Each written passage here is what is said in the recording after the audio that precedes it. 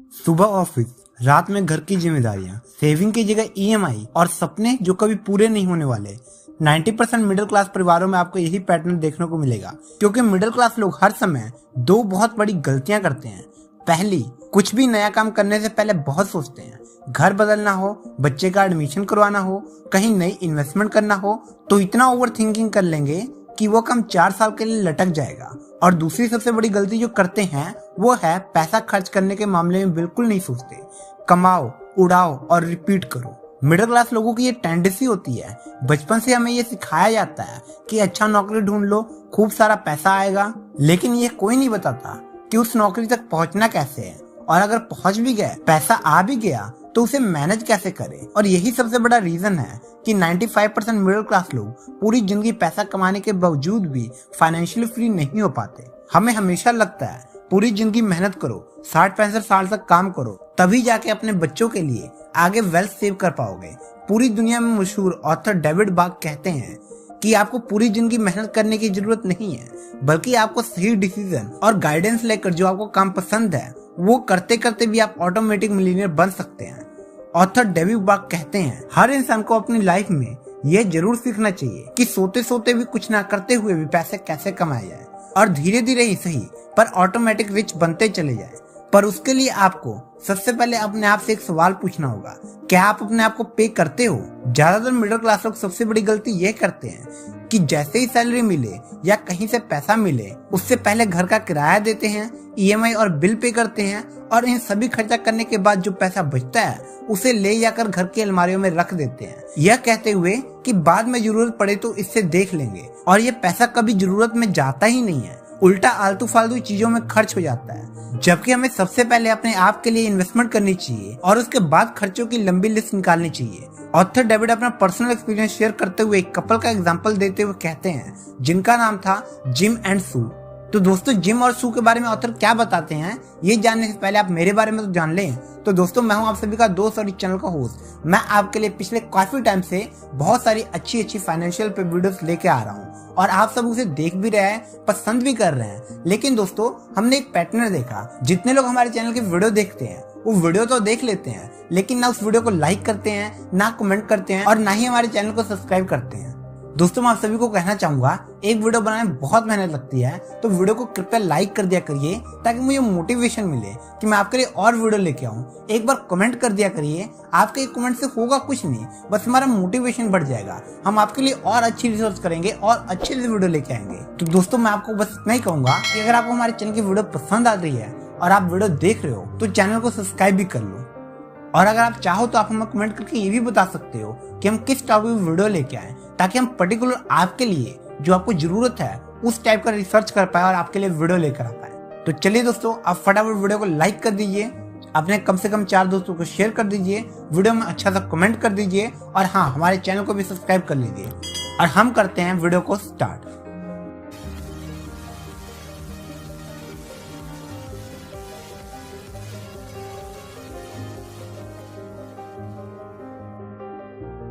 तो दोस्तों, ऑथर अपना पर्सनल एक्सपीरियंस शेयर करते हुए जिस कपल का एग्जांपल देते हैं उनका नाम था जिम एंड सू। तो ये एक ऑर्डिनरी कपल थे जो डेविड के फाइनेंशियल लेसन और उनके सेमिनार में अक्सर आया करते थे। और एक दिन ऑथर ने जब इस कपल से बात करी तो उन्हें पता चला कि ये कपल अपनी अर्ली 50 में है और इनकी कंबाइंड इनकम मात्र $55,000 है, जो एक एवरेज अमेरिकन की इनकम से काफी कम है। पर जब उन्हें पता चला कि इस एवरेज कपल के पास टोटल $2 मिलियन की इन्वेस्टमेंट है, तो ऑथर के पैरों तले जमीन खिसक गई। दरअसल इस कपल को अपनी शादी के समय अपने पेरेंट्स से एक एडवाइस मिली थी कि हमेशा अपनी इनकम का कुछ हिस्सा जरूर पहले से खुद के लिए रखो और उसके बाद जो बचे उसे खर्च करो। और इन्होंने धीरे धीरे पहले 4% सेव करना शुरू किया, फिर 4 से 10% और 10 से फिर 15% तक सेव करने लगे। ऑथर ने जब पूछा कि आपके बच्चे हैं, आखिर उनके भी तो खर्चे होंगे, आप इन सब के बावजूद इतना कैसे सेव कर लेते हैं? तब उस कपल ने बताया कि उनके बच्चे कॉलेज में हैं और वो अपनी ट्यूशन फी साइड इनकम से खुद ही कमाते हैं, इसीलिए हम इतना पैसा सेव कर पाते हैं। तो अगर दोस्तों आप यही सोच रहे होंगे कि खर्चों को पहले प्रायोरिटी दी जाए, तो अपने पूर्वजों की तरह आप भी पूरी जिंदगी एक मिडिल क्लास लाइफस्टाइल जीकर रह जाओगे। इसीलिए अगर हर महीने 30 से 40 हजार रुपए जो भी आप अर्न कर रहे हो उसमें से एक हिस्सा अपने लिए सेव करो, उसे ऐसी जगह इन्वेस्ट करो जहां से आपको अमेजिंग रिटर्न मिले और आपकी बढ़ती लाइफस्टाइल के साथ आपका इन्वेस्टमेंट भी बढ़ता जाए। अब अपने सेमिनार और सेशन के दौरान जब ऑथर यह बात समझा रहे थे तब उनसे पूछा गया कि डेविड ये सब तो ठीक है, लेकिन एक एग्जैक्ट अमाउंट नंबर बताइए जो हमें सेव करना चाहिए बिना अपनी लाइफस्टाइल को इफेक्ट किए हुए। तो ऑथर ने उसके लिए समझाया द ग्रेट बस्टिंग रूल, यानी 50-30-20 रूल। अक्सर हम लोग अपने खर्चों के लिए कोई रूल या कोई प्लान नहीं बनाते, इसलिए महीना होने से पहले ही हमारी सारी इनकम खत्म हो जाती है और लास्ट के 8 से 10 दिनों के लिए या तो दूसरों का या क्रेडिट कार्ड का सहारा लेना पड़ता है। कुछ ऐसा कंडीशन ही था जैक और लिसा की जब वो डेविड के पास मदद मांगने आए। जैक और लिसा अच्छी सैलरी के बावजूद भी हर महीने पेचेक टू पेचेक जीते थे और किसी महीने गलती से उनकी सैलरी डिले हो जाती तो उनके ऊपर बहुत ही बड़ा फाइनेंशियल बर्डन आ जाता। और जब उन्होंने डेविड बाग को रीच आउट किया तो उन्होंने द ग्रेट 50-30-20 बस्टिंग रूल के बारे में उन्हें बताया। स्टार्टिंग में उन्हें लगा कि ये रूल उनके लाइफ में बहुत बड़ा फाइनेंशियल रिस्ट्रिक्शन डाल देगा, पर डेविड ने उन्हें समझाया कि आपको अपनी इनकम का 50% सबसे जरूरी चीजें जैसे रेंट, इलेक्ट्रिसिटी, इंटरनेट, फूड पर खर्च करना है। फिर अगला 30% लाइफस्टाइल और एंटरटेनमेंट के लिए रखना है और ध्यान रहे इससे ज्यादा खर्चा नहीं होना चाहिए। और लास्ट 20% आपको अपनी सेविंग और इन्वेस्टमेंट के लिए रखना चाहिए, जिसमें कुछ पैसा आप इन्वेस्ट करो और कुछ सेव करो इमरजेंसी के लिए। जैक और लीजा ने 1 महीना ये रूल फॉलो करके देखा और सच में उनका पैसा बचने लगा। उन्हें समझ आ गया था कि 50% से ज्यादा वो अपने एंटरटेनमेंट और लाइफस्टाइल पर खर्च कर रहे थे और जब वो खर्चा कंट्रोल हुआ तो पैसा बचा भी और इन्वेस्ट भी हुआ। ऐसे ही मान लो अगर आपकी इनकम 30,000 रुपए है और आपके घर में एक और कोई अर्निंग मेंबर है जो 20,000 रुपए पर मंथ अर्न कर रहा है, तो आप दोनों की कंबाइंड इनकम हुई 50,000 रुपए। तो अब रूल के हिसाब से 50,000 का 50% होगा 25,000 रुपए, जिसे आपको अपने जरूरी खर्चों के लिए रखना है। नेक्स्ट 30% यानी कि 15,000 रुपए रखना है अपनी एंटरटेनमेंट और लाइफस्टाइल के लिए। और जरूरी नहीं कि ये खर्च करने ही करने हैं, आप इन पैसे को सेव करके फ्यूचर में किसी बड़ी ट्रिप या लग्जरी आइटम पर भी खर्च कर सकते हो। और लास्ट 20% यानी 10,000 रुपए आपको स्ट्रेटेजिकली इन्वेस्ट करना है ताकि आप कुछ पैसे इमरजेंसी सिचुएशन के लिए और कुछ इन्वेस्टमेंट में डाल पाओ। फॉर एग्जाम्पल, अगर आप महीने का 5,000 रुपए भी एक ऐसे इंडेक्स फंड में इन्वेस्ट करते हो जहां से आपको 10 से 12% का एनुअल रिटर्न मिल रहा है और हर साल आप उसे 10% से इंक्रीज करते हो, तो आपके पास अगले 10 सालों में लगभग 17 लाख का पोर्टफोलियो बन चुका होगा। और अगर यही सेम पैटर्न अगले 20 सालों के लिए फॉलो करते हो तो आप देख ही सकते हो मात्र 5,000 की SIP से 94 लाख तक बना लोगे। इसीलिए 50-30-20 रूल को अपने फाइनेंशियल फ्रीडम के लिए यूज करना चाहिए ताकि खर्चे भी मैनेज हो पाए और रिटायरमेंट के लिए इन्वेस्टमेंट भी हो पाए। अब इस रूल के लिए भी ऑथर के पास एक सवाल आया कि आखिर हम अपना पैसा इमरजेंसी और इन्वेस्टमेंट के लिए अलग अलग एलोकेट क्यों करें? सारा पैसे इन्वेस्टमेंट में डालना राइट डिसीजन नहीं है। इसके जवाब में ऑथर ने उन्हें समझाया the importance of emergency fund. David Bach ने बताया कि करंट जॉब सिचुएशन और हेल्थ इंडेक्स के आंकड़े पिछले कुछ सालों में सही नहीं है। ऐसे में आपके पास हमेशा कम से कम 6 महीने तक के एक्सपेंस तक का पैसा पड़ा होना चाहिए ताकि आप किसी भी इमरजेंसी सिचुएशन में आसानी से डील कर सके। ये चीज जितनी जरूरी है उतना ज्यादा इग्नोर्ड भी है। आपको जानकर हैरानी होगी कि इंडिया में 75% लोगों के पास आज भी इमरजेंसी फंड नहीं है। बस एक बैड न्यूज और सारी सेविंग कैसे गायब हो जाती है समझ भी नहीं आता। कुछ ऐसा ही हालत था 31 साल के अमित का। अमित एक IT प्रोफेशनल था जो पिछले 7 सालों से जॉब कर रहा था और महीने के 80,000 रुपए की सैलरी पर आ चुका था। अमित अपनी जॉब, अपनी लाइफ और अपनी इनकम से सेटिस्फाइड था। उसकी सैलरी इतनी थी कि नई गाड़ी की EMI, वीकेंड में पार्टी और ट्रिप भी हो जाया करती थी। अब हुआ यूं कि साल 2023 में उसकी कंपनी ने मास ले ऑफ अनाउंस किया जिसमें अमित का भी नाम था। 7 साल पुराने एम्प्लॉय को we have hired someone better बोलकर निकाल दिया गया। अमित के पास ना कोई सेविंग थी और ना ही कोई इमरजेंसी फंड। रेफरेंस वाले लोग भी काम नहीं आए, ना किसी ने मदद करी और ना ही कहीं जॉब लगी। अगले 3 महीने अमित ने क्रेडिट कार्ड और पर्सनल लोन लेकर EMI और घर का खर्चा चलाया। फिर उसके एक दोस्त हैप्पी ने उसकी मदद करी और उसकी 85,000 पर मंथ की जॉब लगवाई। साथ ही हैप्पी ने उसे ये भी समझाया कि भाई अगर तुझे लगता है कि तेरा मंथली खर्चा 60 से 70 हजार है तो तुझे कम से कम अपने 6 महीने का एक्सपेंस यानी कि 4,20,000 रुपए का इमरजेंसी फंड बनाना होगा और इस चीज के लिए तू 50-30-20 रूल का यूज कर सकता है। अगर तेरी सैलरी मान ले कि 85,000 है, इसका 20% होगा 17,000 रुपए, जो तुझे ऐसी जगह इन्वेस्ट करना है या सेव करना है जहाँ से तेरे 4,20,000 रुपए जल्द से जल्द बन पाए, और जब तुझे उसकी जरूरत पड़े तो तू बिना किसी के आगे हाथ फैलाए खुद को संभाल सके। इसीलिए इन्वेस्टमेंट के साथ साथ इमरजेंसी फंड भी जरूरी है। अब यहाँ पे लोगों ने ऑथर डेविड बाग से पूछा कि इन्वेस्टमेंट करना तो बहुत इंपॉर्टेंट है, पर अपना पैसा आखिर इन्वेस्ट करे तो कहाँ करे? अलग अलग सोर्सेज के अलग अलग रिस्क होते हैं, तो कहाँ इन्वेस्ट करना सही रहेगा? तो इस पर डेविड का जवाब था कि इन्वेस्टमेंट वही करो जहां आपको पावर ऑफ कंपाउंडिंग देखने को मिले। ऑथर डेविड बाग अपनी बुक के जरिए बताते हैं कि अगर आपको ट्रू सेंस में वो भी ऑटोमेटिक तरीके से मिलीनियर बनना है तो पावर ऑफ कंपाउंडिंग को एम्बेस करो, क्योंकि बाकी किसी भी तरह का इंटरेस्ट सिर्फ आपकी परेशानियां बढ़ाता है और सिर्फ इकलौता ये ऐसा इंटरेस्ट है जो आपको फाइनेंशियली फ्री बनाता है। पर हैरानी की बात तो ये है कि हम में से 90% इंडियन आज भी बैंक को अपनी सबसे सेफ इन्वेस्टमेंट मानते हैं, जहां से उन्हें मात्र 4 से 5% तक का इंटरेस्ट मिलता है, जबकि अभी करंट इन्फ्लेशन का रेट 6 से 7% है। बैंक में पैसा कंपाउंड तो होता है, पर उस रेट से नहीं होता जिस रेट से कि होना चाहिए। उल्टा धीरे धीरे आपके पैसों की वैल्यू घटती जाती है।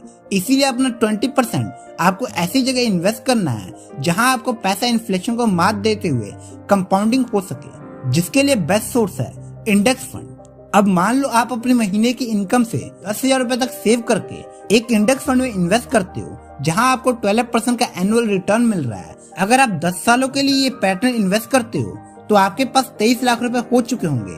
अगर यही सेम स्ट्रेटेजी अगले 20 सालों तक फॉलो करते हो तो आप बड़ी ही आसानी से 1 करोड़ का ड्रीम अमाउंट अचीव कर सकते हो। पर यहाँ ये सवाल आता है कि आखिर 20 साल बाद भी क्या सब कुछ सेम रहेगा? हमारे पैसे की वैल्यू 1 करोड़ ही रहेगी? तो दोस्तों देखो, इन्फ्लेशन तो सब कुछ बदल ही देता है। तो देखो यार, आपकी इन्वेस्टमेंट भी तो कुछ खास अमाउंट की नहीं थी। और भैया एक बात समझ लो, सब कुछ बदलेगा, पर एक चीज जो हमेशा कांस्टेंट रहेगी वो है कंपाउंडिंग। अगर आप इन्फ्लेशन को बीट करते हुए 1 करोड़ की कंपाउंडिंग वेल्थ बनाना चाहते हो तो आपको थोड़ा स्मार्ट डिसीजन लेना होगा।